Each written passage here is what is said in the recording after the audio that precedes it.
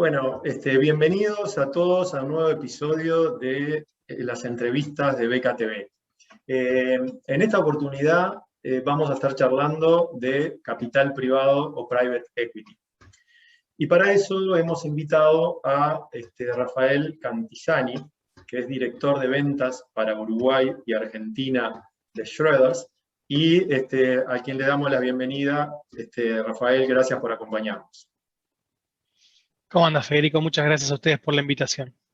Bueno, realmente el por qué creemos que es interesante que hablemos hoy en este contexto de private equity es porque tradicionalmente con nuestros clientes una de las definiciones estratégicas más importantes era ver qué composición de la cartera teníamos, cuántos bonos, cuántas acciones, y de ahí empezaba el resto del portafolio, ¿no? El resto del armado.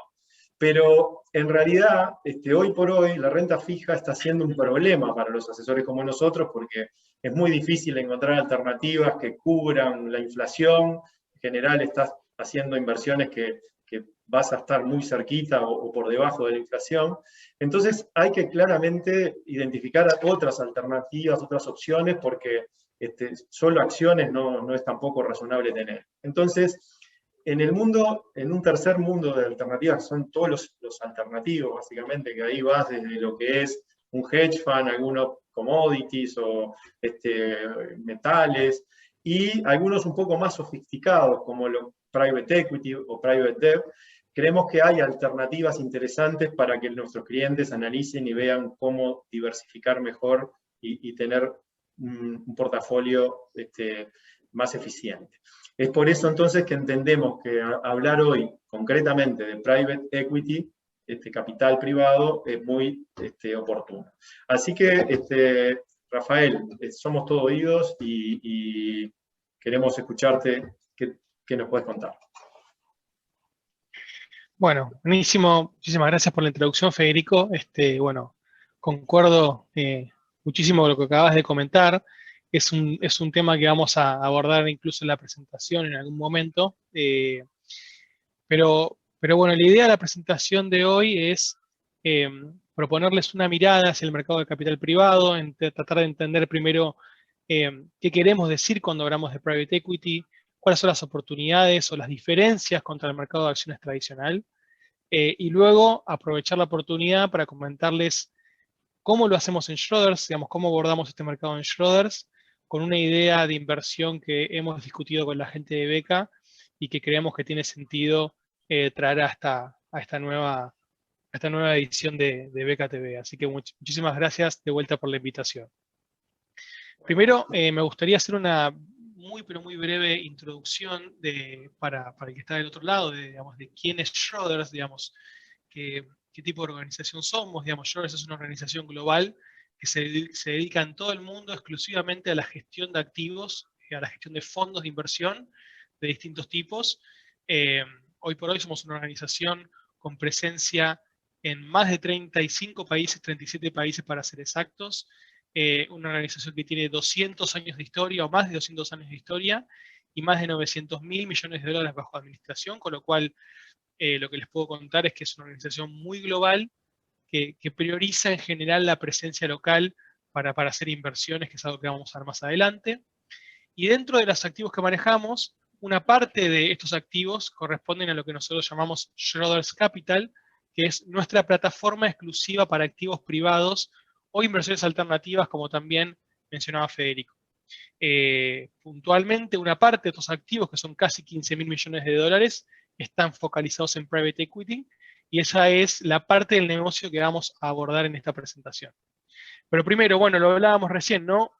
¿Qué es el mercado de capital privado de private equity y por qué deberíamos considerarlo? ¿No? Digamos, vamos a empezar por la parte más básica, si quieren, ¿no? Pero private equity, por su término en inglés, que es lo que más seguido van a escuchar en general en charlas de inversiones, corresponde, como decía Federico, a un activo de inversiones alternativas, ¿no? Como lo puede ser las inversiones en infraestructura, de deuda privada o de real estate, que quizás es un término que ustedes probablemente estén más familiarizados. Bueno, Private Equity es otra inversión alternativa. Corresponde en general a invertir en compañías que todavía no están listadas en la bolsa, es decir, son transacciones privadas que suceden, digamos, por fuera de mercados públicos de capitales. El objetivo en general de una inversión de Private Equity es generar valor para esa compañía. En general suele ser incluso en momentos donde la compañía se está formando o compañías que ya están maduras, pero necesitan un cambio en el management que las haga volver al ruedo en el negocio o mejorar la eficiencia del management para lograr una mejor valuación. Un aspecto importante es que en general estamos hablando de inversiones ilíquidas, ¿no? Y parte de eso va a tener que ver cuando hablemos de la alternativa de inversión puntual que tenemos para mostrarles, pero la inversión en capital privado es típicamente ilíquida, requiere en general de periodos de inversión de en promedio unos 5 años, más o menos como mínimo, con fondos que, digamos, suelen tener duraciones más largas que esos 5 años, pero que, bueno, ese es el periodo en general que uno puede encontrar liquidez. Y también es importante, que lo vamos a ver un poco más en detalle ahora, pero que Private Equity también es un mercado muy diverso, ¿no? Es decir, uno puede invertir en distintos tamaños de compañías, en distintos sectores y en distintos estadios, ¿no? Y para eso es importante ver también el ciclo de vida de las compañías, ¿no? Uno quizás ha escuchado algunas historias que son muy famosas a nivel global, vamos a ver algunos ejemplos, pero las compañías, digamos, tienen un ciclo de vida y existen diferentes fuentes de financiamiento para cada momento de la vida de una compañía. Es decir, uno puede invertir en la creación de esa compañía, en lo que se denomina venture capital, puede invertir en la etapa de crecimiento de la compañía, ¿no? Lo que se denomina growth capital. Puede, y acá viene si quieren la parte más grande del mercado de private equity, es decir, puede invertir en lo que se denominan buyouts, es decir, cuando uno compra una compañía para tomar control en una etapa madura de esa compañía, generarle un cambio en el management y volverla más rentable o hacerla recuperar una parte de su negocio. Y también existe lo que se llaman turnarounds, ¿no? Que eso ya sería más una compañía que está en declive, que ya pasó su periodo de madurez, ya pasó una parte de, si quieren, decadencia del negocio, poder intervenirla para poder reflotarla, ¿no? Son distintos momentos de inversión en private equity. En general, la parte que convive de forma parecida con los mercados públicos es la parte del buyout, es decir, uno en general en los mercados públicos se encuentra con compañías ya maduras, ¿no? Y acá van algunos ejemplos que seguramente muchos de estos logos les suenen familiares, pero ustedes lo que tienen que ver es que el private equity en general está en todos lados, ¿no? Y en general coincide con la originación de determinadas compañías, cómo fueron las primeras fuentes de financiamiento de algunas de las compañías más conocidas que ustedes han escuchado nombrar. Todos los nombres que están acá en pantalla, en general son compañías que hemos tenido en el portfolio de Schroders Capital en algún momento, de forma directa o indirecta, con lo cual creo que es muy interesante para tener en cuenta. Ahora bien, ¿por qué decimos que hay oportunidades en private equity o en el mercado de capital privado? Bueno, una pregunta que quiero saber, porque tú decides que podés participar de la empresa mientras es privado. Un private equity, una empresa que se dedica a private equity, en el momento en que se hace pública, ¿inmediatamente tiene que deshacerse de ella o puede mantenerla un tiempo más hasta que eso siga con el impulso? ¿Cómo es que funciona eso?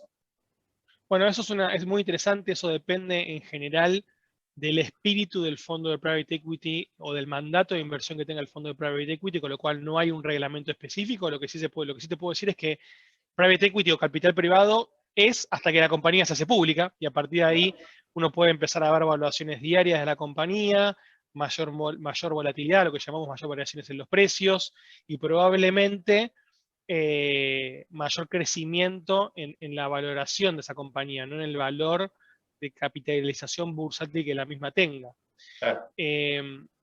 La realidad es que uno no hay un mandato específico de cómo debería manejarse en ese momento. Puede, si el mandato es muy estricto hacia capital privado, tener que plantear un plan de desinversión, o puede mantener la compañía en el portfolio si también su mandato de inversión lo permite.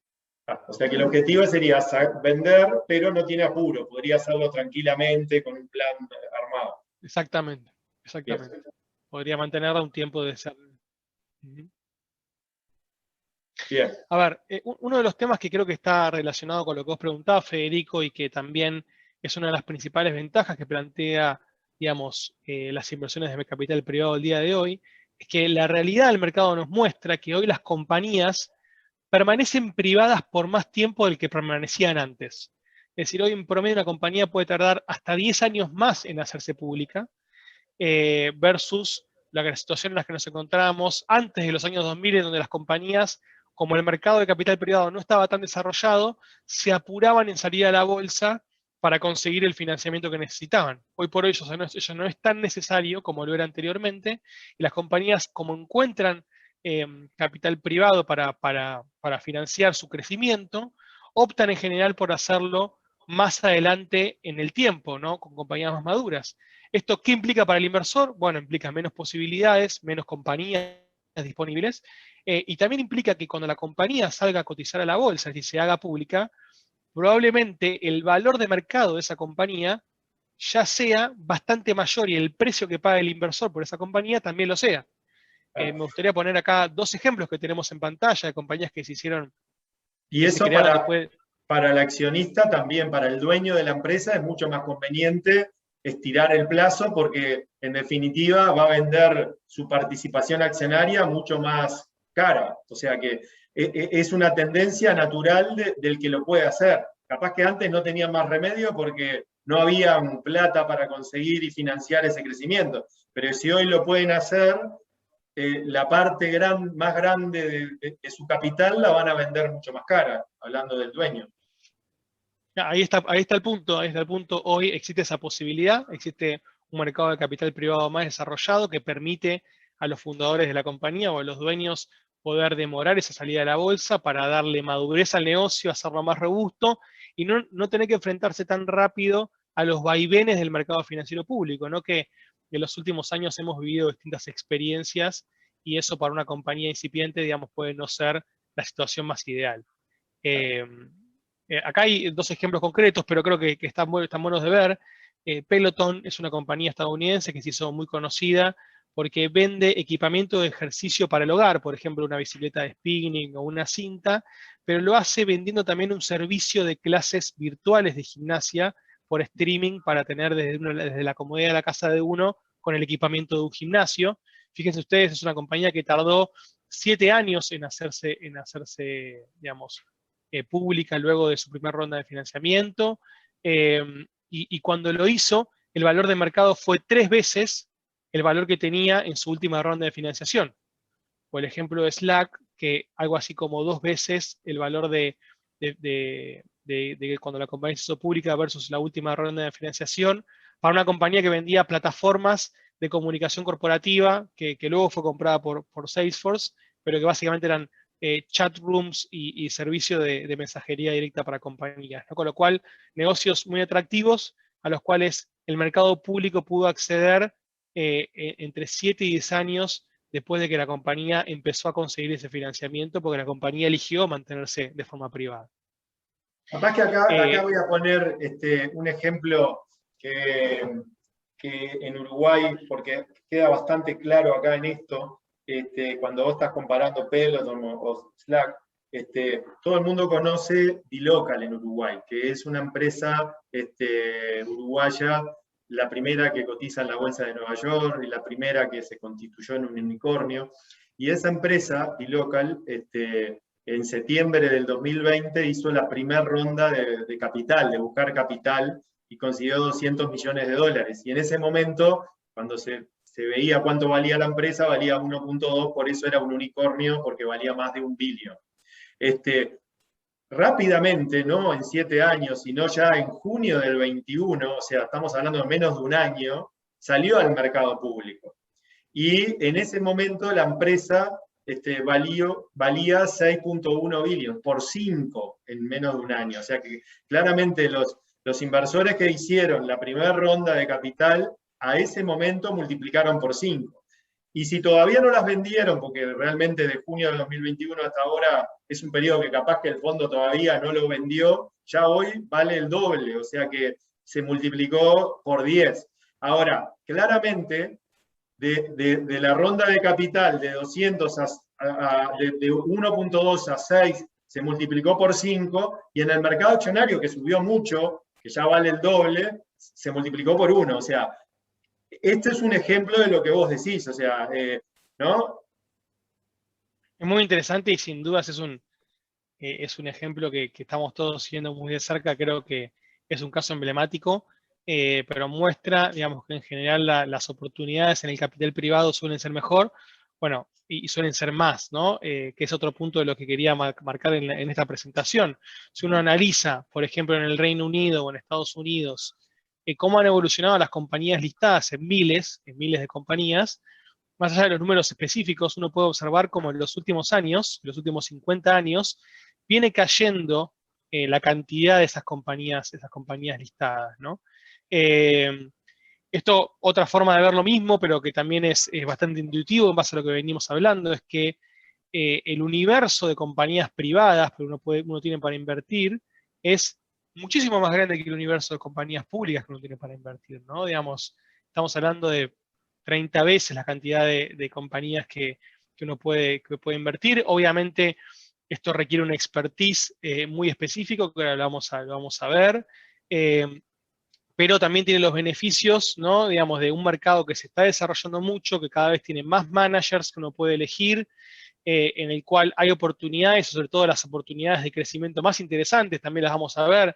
Los ejemplos que nombramos fueron todos compañías con servicios tecnológicos o tecnológicas puras, que también es algo que a la gente, a los inversores les llama mucho la atención para poder participar de ese tipo de negocios. Y sobre todo que el mercado de capital privado no es un mercado que esté relacionado a un famoso índice o algo por el estilo, sino que es un mercado amplio en el cual las compañías compiten por ese financiamiento de una forma mucho más natural. Creo que uno de los últimos puntos importantes para tener en cuenta, que también es uno dice, bueno, también, todo esto me parece súper interesante, ahora el punto es, ¿qué es lo que me ofrece el mercado de capital privado? ¿No? Además de lo que veníamos conversando recién con Federico. Bueno, lo cierto es que las inversiones en capital privado o en private equity han ofrecido también históricamente mayor rendimiento, con menor volatilidad que el mercado público. Y cuando uno mira para adelante, pensando en los desafíos que tiene el mercado, por ejemplo, de bonos hacia adelante, que es lo que mencionaba Federico en su introducción, ciertamente empieza a ver esos números con cierta preocupación, ¿no? Cuando uno piensa que, al menos las estimaciones de Schroders, es que para los próximos años en adelante el mercado del crédito rinda en promedio menos de un 2%, cuando ve que el mercado de acciones públicas en promedio puede rendir menos de un 5% anualizado, empieza a analizar otro tipo de inversiones alternativas, como las que veníamos discutiendo, ¿no? Bienes raíces, infraestructura, deuda privada o capital privado, que nosotros entendemos es la que ofrece el perfil de riesgo-rendimiento más atractivo hacia adelante. Entonces, para terminar este capítulo voy a hacer un breve resumen, ¿no? de qué venimos viendo como los beneficios de invertir en capital privado. Nosotros entendemos que el interés es creciente a nivel global, por eso el tema es cada vez más importante. Hay ciertamente un premio por invertir en capital privado, ¿no? Que está asociado a la complejidad de invertir en este sector y a la iliquidez que tiene el inversor cuando tiene que enfrentar este tipo de inversiones. Eso es claramente más rendimiento, menos correlación con los mercados tradicionales digamos, públicos, mayor diversificación porque uno incorpora a la cartera un tipo de activos que hasta el momento no tenía. Y sobre todo, un punto que me gustaría destacar es que el acceso a las industrias es distinto, porque uno puede acceder a un montón de negocios que quizás en el promedio del mercado, cuando uno mira el mercado a través de un índice, no son tan representativos como sí lo son en algunas partes del mercado de capital privado. Así que si te parece, Federico, sí, podríamos pasar o sea que si yo quisiera resumir el concepto también, un fondo de capital privado lo que busca, volviendo al ejemplo de dLocal, es muchas empresas dLocal en el mundo, pero no para invertir cuando salió en la bolsa, sino para invertir en las primeras rondas de capital, en las cuales emite acciones, pero emite acciones no públicas, y que obviamente van a tener mucho más potencial si damos con las dLocal, porque dLocal no son todas dLocal, vas a tener algunas que te va a ir mejor y otras que te va a ir peor, pero si está gerenciado y administrado por gente de experiencia, deberías de tener potencialmente un mayor retorno que las empresas maduras que están cotizando hoy en bolsa. Básicamente, podríamos decir algo así.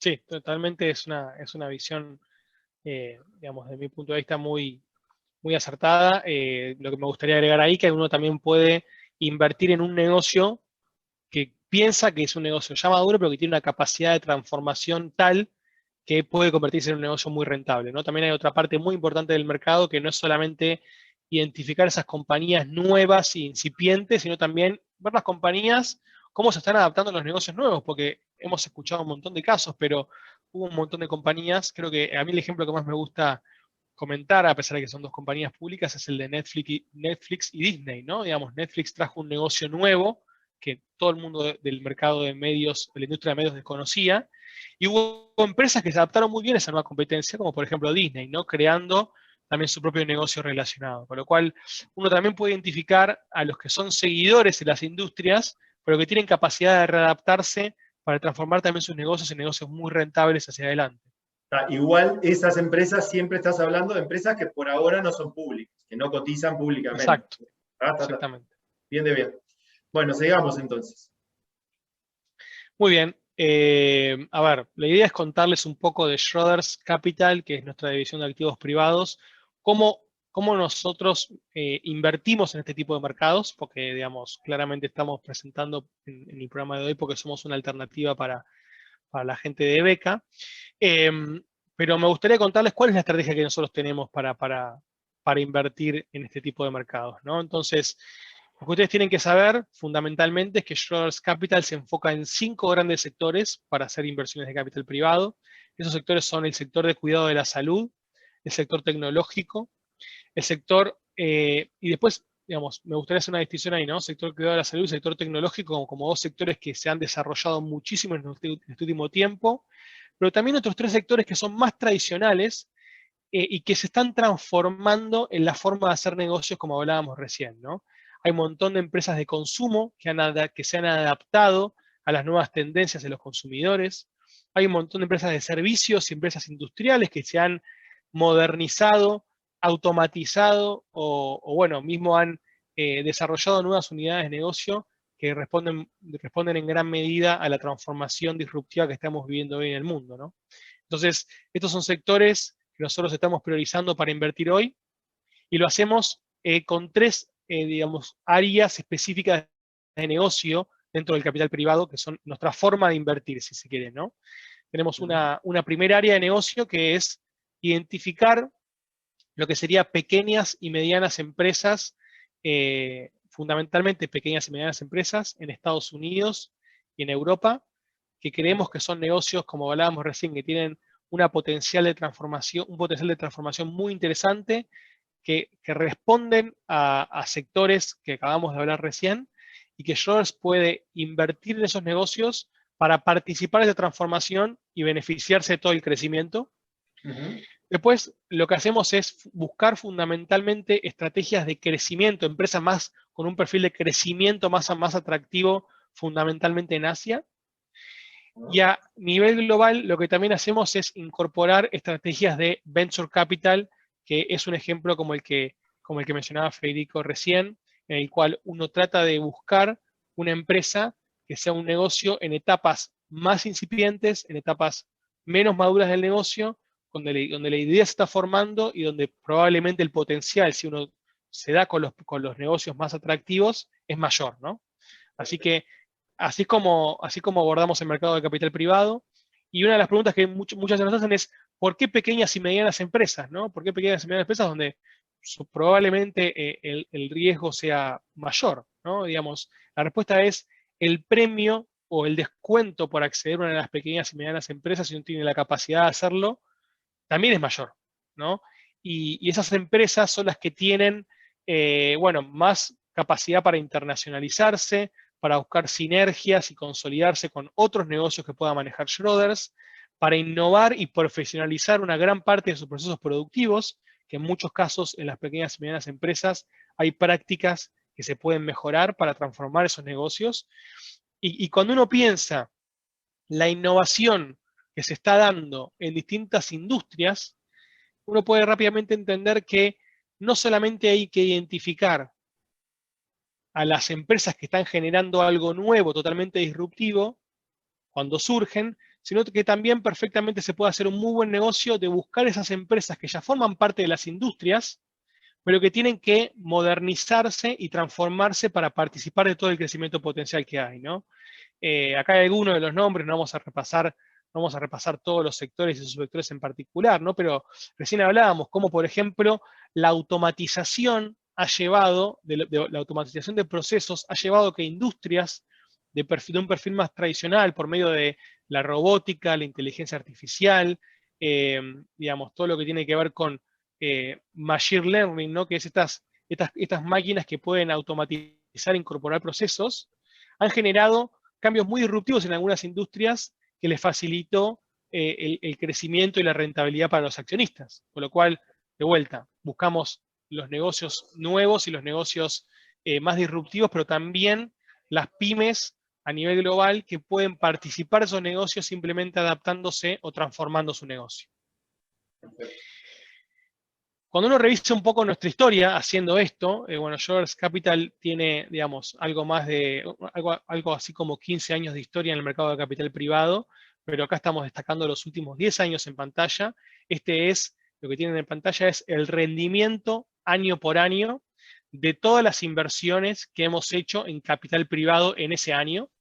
Por ejemplo, si uno quiere tomar algo en particular, en 2014, todas las inversiones que hizo Schroders Capital en capital privado rindieron en promedio un 16,5%. Y esta información está para todos los últimos 10 años. Cuando uno analiza la figura completa de los últimos 10 años, lo que puede concluir es que en este tiempo, la rentabilidad promedio de todas nuestras inversiones en capital privado ha sido del 21%, que está 8 puntos por encima del mercado público, lo cual algo para destacar de la primera lectura de datos. También se puede destacar que de las inversiones que hemos realizado y que hemos finalizado, esa rentabilidad es aún mayor, ¿no? En vez de 21, 33%. Con lo cual, también es importante ver que el private equity uno tiene que considerarlo con un horizonte de inversión, digamos, de largo plazo para poder, en muchos casos, dejar madurar gran parte de esas inversiones. Voy a hacer un último capítulo antes de pasar a la idea puntual que vamos a presentar, pero esta es una distinción que van a ver bastante en el resto de la presentación o bastante cuando analicen el producto, que es uno en capital privado puede invertir de forma directa, es decir, ir y comprar una compañía, o también puede hacerlo a través de un fondo, ¿no? Digamos, y puede elegir un fondo que tenga una cartera de compañías que respondan a determinado sector o a determinada región. Nosotros en Schroders Capital lo hacemos de ambas formas, en el fondo que van a ver lo hacemos de ambas formas, pero nos gustaría destacar en esta presentación, o me gustaría destacar, mejor dicho, que también tenemos muchísima experiencia haciéndolo de forma directa y que, digamos, en estos últimos 10 años hemos realizado 167 compras de compañías de forma directa, de las cuales 44 ya hemos vendido, es decir, hemos comprado y ya hemos vendido, ya hemos realizado esa ganancia, que la ganancia por medio de las inversiones que hacemos de forma directa es un poco mayor, ¿no? También es un poco más riesgoso, pero está en el orden del 26%, y que cuando uno analiza las compañías para las cuales ya realizamos esa ganancia, ya salimos de esa compañía, ese número se incrementa hasta 33% o, visto de otra forma, 3.4 veces cada dólar que hemos invertido, ¿no? Así que esto muestra un poco los rendimientos potenciales que hay en este mercado, que bueno, es una de las razones por las cuales nosotros consideramos que es tan atractivo en un contexto de rendimientos y de tasas a nivel global como el que describió Federico en el comienzo. Bien. Muy interesante. Pasemos al producto. Buenísimo. A ver, hablamos de algunos términos como periodos de permanencia, largo plazo. En un momento dijimos una inversión en promedio de 5 a 7 años. Hablamos de liquidez en private equity. Y nosotros lo que pensamos en Schroders es hacer un producto, diseñar un producto que haga más accesible las inversiones en private equity. Y para eso diseñamos un fondo que nosotros denominamos semilíquido, que ahora voy a contarles de qué se trata. Pero bueno, ¿cuáles son los principales impedimentos para el inversor? Repasémoslos rápidamente. Bueno, los mínimos de entrada, ¿no? Una inversión tradicional en private equity requiere de una inversión mínima de entre 3 y 5 millones de dólares al menos. El periodo de permanencia, en general estamos hablando de fondos que no tienen liquidez y que requieren un periodo de permanencia de al menos 5 años. Estamos hablando de, en muchos casos, falta de transparencia o entendimiento de dónde uno está poniendo el dinero, ¿no? Y estamos hablando en muchos casos también de una estructura demasiado compleja de comisiones en las cuales uno debería empezar a pagar también comisiones sobre las ganancias que va realizando en el tiempo. Estas son las variables sobre las que Schroders trabajó para hacer una inversión en capital privado más accesible para el inversor tradicional. Entonces, ¿qué hicimos? Lanzamos un fondo. El nombre del fondo es Schroder Gaia 2. Gaia 2 es el prospecto de emisión en Luxemburgo. Y el nombre específico del fondo es Specialist Private Equity. Entonces, de forma completa, Schroder Gaia 2 Specialist Private Equity es el nombre del fondo. Y lo que buscamos es tener 3 ejes de simplificación en este mundo, ¿no? Primero, lo que le proponemos al inversor es un fondo 100% focalizado en capital privado, con un enfoque global y que le permita al inversor no tener que andar eligiendo una estrategia de capital privado individual, sino decir, bueno, me voy a apalancar en todo lo que haga Schroders como compañía a nivel global y en sus 20 años de experiencia y relaciones en el mundo de capital privado. En segunda medida, el fondo va a ser semilíquido. ¿Qué significa que el fondo sea semilíquido? Significa que el fondo va a tener un precio mensual, va a tener una evaluación mensual para que los inversores puedan conocer un precio por mes. Eso nos va a permitir a nosotros tomar suscripciones de forma mensual y también vamos a permitir que el fondo pague rescates de forma trimestral por hasta 5% del patrimonio. Es decir, todos los trimestres podemos pagar hasta 5% del patrimonio en rescates a aquellos inversores que el trimestre anterior nos hayan avisado que querían salir.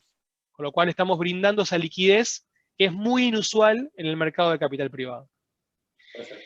Por otro, perdón. No, perfecto, clarísimo.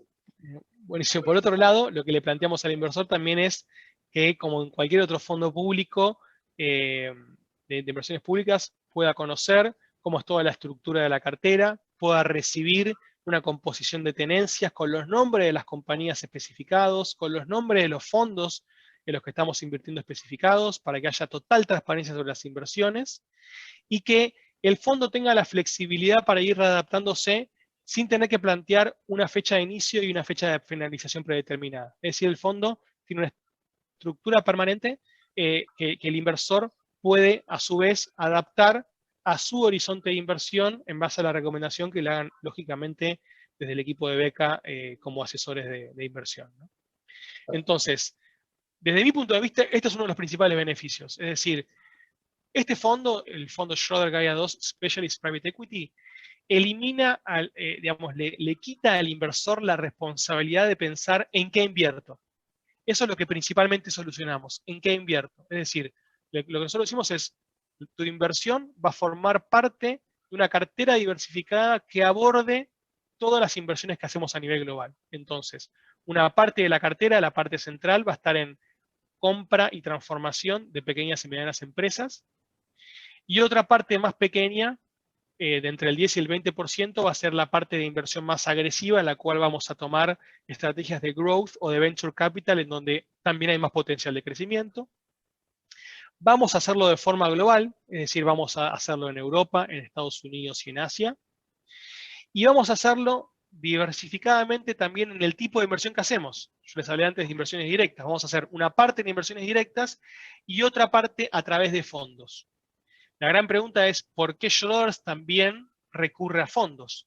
Bueno, en muchos casos uno, digamos, considera conveniente recurrir a fondos, porque estos fondos son a su vez fondos especialistas de algunos nichos de mercado o de algunas regiones en las cuales nosotros preferimos acceder a una cartera de compañías en lugar de a una compañía individual, ¿no? Y en muchos casos, por ejemplo, esto lo utilizamos para Venture Capital, en la cual accedemos en lugar de a una compañía puntual a una cartera de compañías en desarrollo, ¿no? En formación.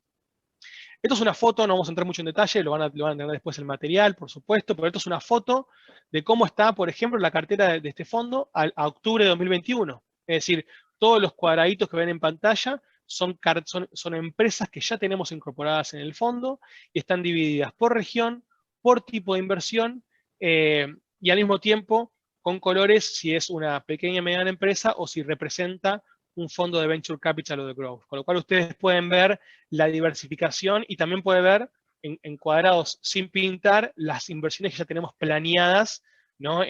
Para hacer en breve.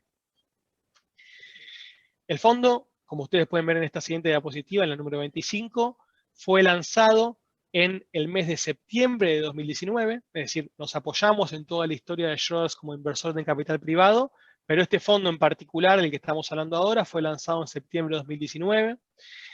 Se propuso un rendimiento para el inversor de entre el 9 y el 12%. Yo creo que ese número fue muy conservador cuando se lo propusieron porque fue altamente superado. Ustedes pueden ver acá, por ejemplo, en lo que va del año, de enero a septiembre, ya el fondo rindió 12%, ¿no? sin contar el último trimestre por completo. Desde su lanzamiento, el fondo rindió 42% en estos 2 años, y el año pasado tuvo un rendimiento excepcional de casi 40 puntos porcentuales. Con lo cual, este es el rendimiento que ustedes ven en pantalla en la clase retail, ¿no? Neto de comisiones, con lo cual esto es lo que el inversor está percibiendo en el valor de su cuota parte de forma directa, sin otros costos que no se puedan ver.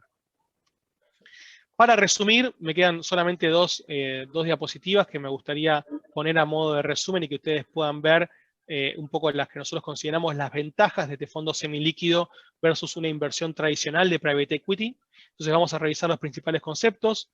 Liquidez, estamos haciendo un fondo semilíquido, con lo cual estamos brindando algo de liquidez al inversor versus no tener nada de liquidez. Estamos tomando suscripciones de forma mensual, esto es muy importante. En general, cuando uno quiere participar de capital privado, tiene que afrontarse a un proceso de llamados de capital. ¿Qué significa un llamado de capital? Cuando uno manifiesta voluntad, lo que hace un fondo tradicional de private equity es decirle, buenísimo, firmemos un acuerdo y yo te voy a ir pidiendo el dinero a medida que lo vaya necesitando.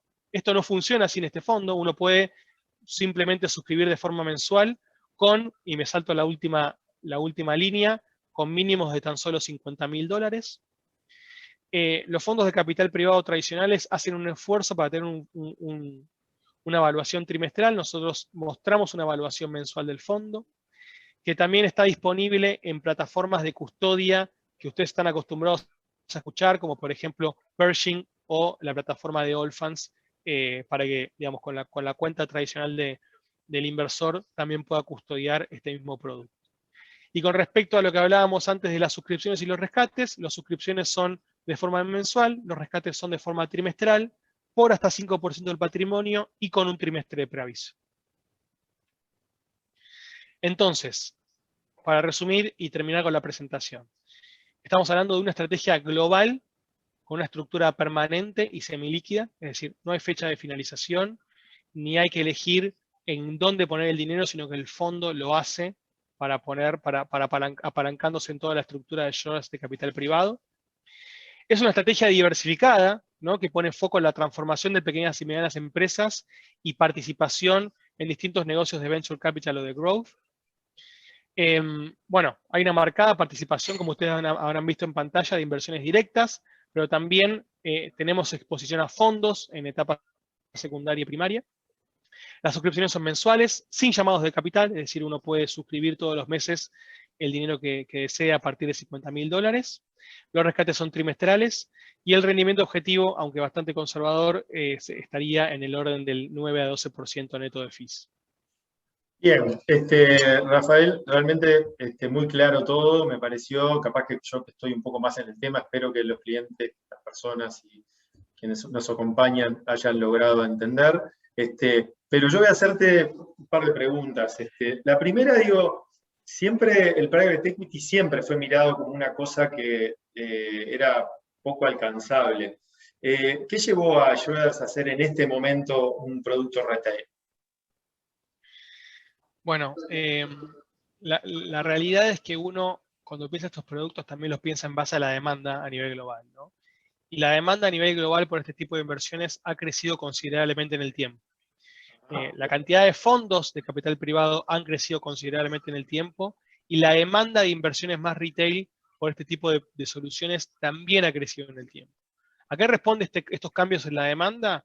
Bueno, nosotros entendemos que la principal razón es lo que vos mencionaste al principio de la charla, que es lo desafiante que está el mercado de inversiones públicas. Es decir, los niveles tan bajos de tasa de interés en bonos, las valuaciones tan elevadas en acciones, son un combo que es difícil de manejar en cuanto a expectativas para los clientes. Los clientes han tenido muy buenos rendimientos en sus carteras hasta ahora, pero cuando uno mira para adelante, el entorno luce bastante más desafiante, y nosotros creemos que inversiones alternativas como estas brindan una muy buena diversificación a esos portfolios. Bien, clarísimo. La pregunta de diversificación que tenía pensada para hacerte era, creo que fue cubierta, pero igual, o sea, cuando pensamos en un número de empresas en la que estás invertida, porque vos tenés inversiones directas, que son menos, e inversiones a través de fondos, que van a ser mucho más empresas. Más o menos eso, hoy por hoy, el fondo, ¿cuántas empresas tiene exposición? Y con el tamaño del fondo que hoy dijiste que era... Eso no lo dije, es un buen recordatorio. El fondo hoy está superando los 500 millones de dólares. Este fondo en particular hoy supera los 500 millones de dólares, pero recuerden que Schroders maneja, digamos, casi 15.000 millones de dólares en capital privado a nivel agregado, a nivel global. Ese es un poco el motor que tenemos nosotros para encontrar este tipo de inversiones. El fondo al cierre de octubre tiene 27 empresas compradas de forma directa y 13 fondos. 13 fondos que cada uno de esos fondos, como bien vos decías, tiene una diversificación un poco mayor, ¿no? En general, uno lo utiliza para acceder a mercados que son un poco más difíciles, como por ejemplo, en algún caso puede ser el mercado asiático o estrategias de venture capital, y diversificar un poco ese riesgo también. Pero capaz que esas 13 fondos que son 50 o 100 empresas cada uno. No, no son carteras tan diversificadas, en general suelen ser carteras de entre 5 y 10 empresas los fondos que tienen cada uno. O sea que si estás hablando de 27 por un lado y después 13 por 10, 130, 150 empresas, una cosa así. Más o menos, sí. Es una buena aproximación. Bien. La última pregunta, antes de ir cerrando, era el tema de la liquidez, que tú hiciste referencia concretamente a que el fondo tiene liquidez trimestral. Pero realmente, digo, un tema que me parece que quede claro para los clientes es cómo funciona el caso extraordinario. Porque en realidad, digo, el fondo permite liquidez porque mantiene algo de cash en la cuenta que hace que baje el retorno. Los fondos rinden 22, lo de Private Equity, pero el fondo rinde menos, entre 9 y 12. O sea, estás guardando algo de liquidez para retiros y para no tener, para poder hacer un fondo retail, ¿no? Exactamente, esa es una de las preguntas que más nos hacen, ¿no? Digamos, vos me estás mostrando un rendimiento que está en el orden del 21 o 22% anualizado de los últimos 10 años, con inversiones directas por encima del 30% anualizado, y estás proyectando un rendimiento para este fondo entre el 9 y el 12%, a pesar de que fue más, ¿no? Desde que hemos lanzado el producto.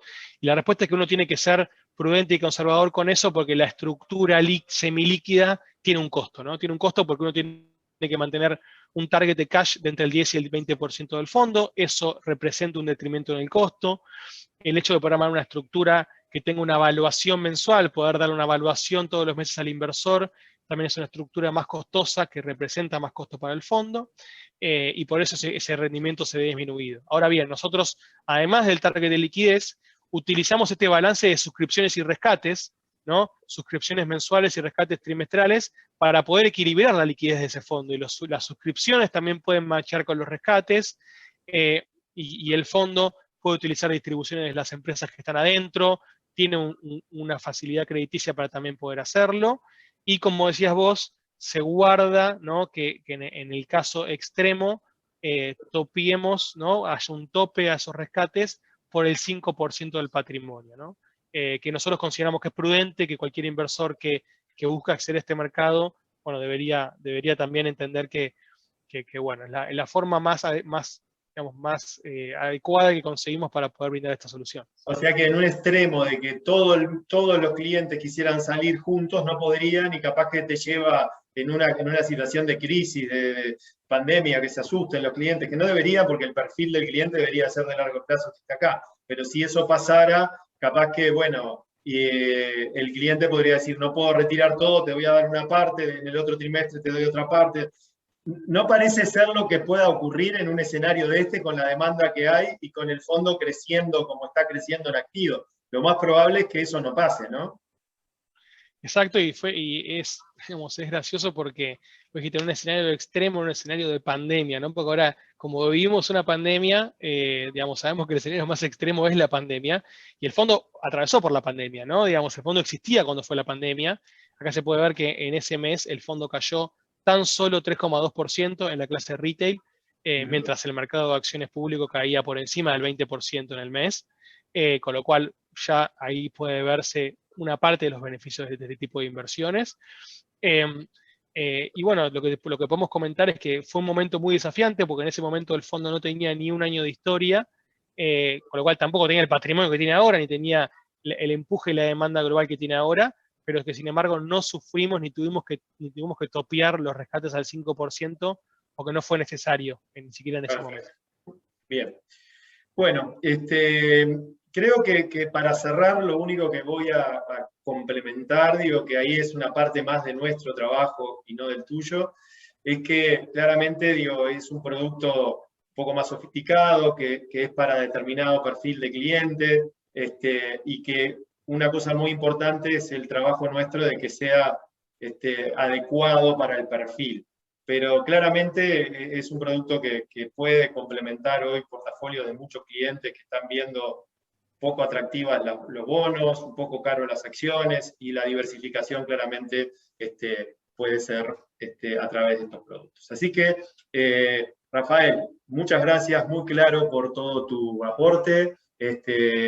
Realmente creo que va a ser muy interesante, o está haciendo esto interesante para aportar una visión de otro producto o de otro tipo de productos a los clientes. Así que muchas gracias.